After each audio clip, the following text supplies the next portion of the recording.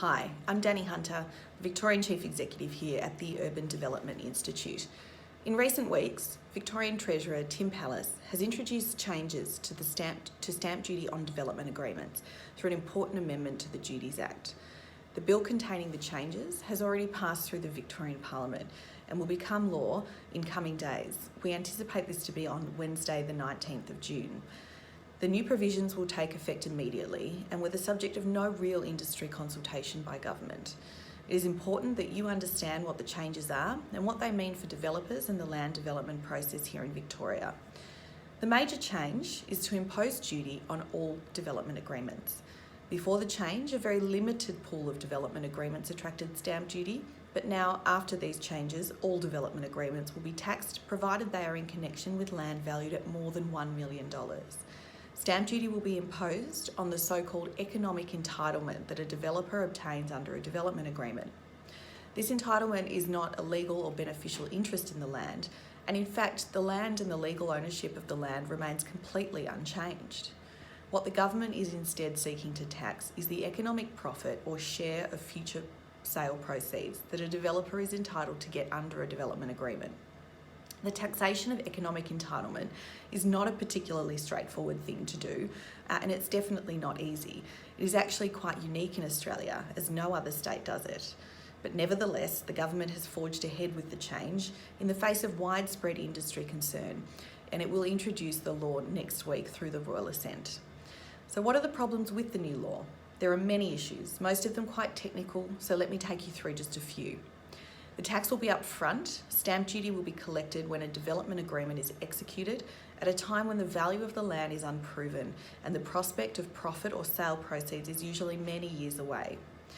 The tax will be imposed on a legal agreement recording a transaction that may never happen. For example, if land in a greenfield area does not get a PSP, the underlying project covered by the development agreement will not proceed. Nevertheless, tax will have been paid on that development agreement with no consideration of what will actually happen to the land in the future. The tax will not reflect actual outcomes on the land. It will be assessed and paid on a hypothetical economic model of what might happen to the land, not what will actually happen, as at this point it's completely unknown. And finally, the tax could be levied on 100% of the value of the land, whether or not the developer actually has an economic entitlement of 100%. or much less.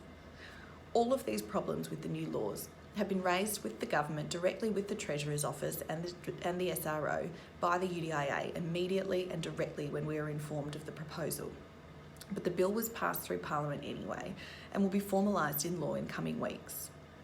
The development industry will be left to deal with a new tax that struggles to fulfil even the most basic elements of robust tax policy, being equity, efficiency and administrability. The UDIA believes that the stamp duty changes will have a significant and costly impact on the way land is procured and developed in Victoria. The government maintains that the changes are merely a response to the 2016 Victorian Supreme Court decision in BPG Caulfield v the State Revenue Office. However, UDIA believes the changes go far and beyond what was required to merely address the problems raised by this case. The government says its changes are intended to stop duty avoidance and impose duty on transactions that are economically equivalent to a change in legal ownership of land.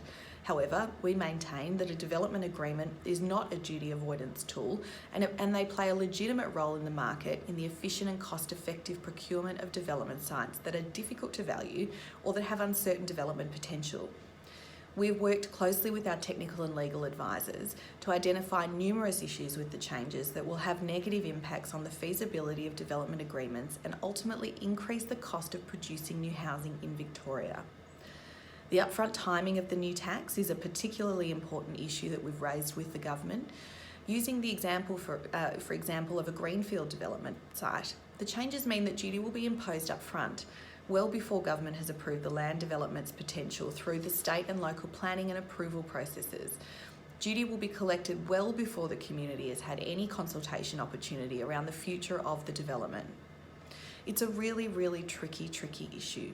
So where to from here? What are we doing? Well, UDIA Victoria are in ongoing discussions with the Victorian Government to try and limit the impact of the new rules. We are meeting next week with Treasurer Tim Pallas and we'll be telling him that development agreements are an important mechanism facilitating the efficient development of land in Victoria. Our members use development agreements to procure land, and I seriously advise them to seek legal advice on the application of the new laws before entering into any new development agreements. At a policy level, the new housing market provides entry points for home buyers across various development settings. The residential development market is already under significant pressure from tighter lending standards, and a range of policy changes over the past few years have seriously changed the landscape. The result of this decline in activity has already been felt by the state government in the form of a $5.2 billion stamp duty write-down that they announced in last week's state budget. By taxing development agreements, the delivery of new housing into the market might decline even further in the months ahead. And with population growth remaining historically high, underlying demand for housing remains strong. UDI Victoria is holding a member-only briefing on the morning of the 20th of June at Maddocks Lawyers. I encourage you to quickly book your spot through our website because places are limited and this complimentary member-only briefing is filling up extremely fast. For those of you who can't make it, please keep an eye out for UDIA Victoria's emails and communications on this issue, and make sure you're across how this may impact development projects in Victoria and your business. I encourage you to find out as much as you can on this issue, as it is a seriously big issue that will impact the way that the Victorian development industry operates. I'm Danny Hunter, the Victorian CEO of the Urban Development Institute, and I'll be bringing you the latest information as and when we receive it. Until then, thank you very much for watching.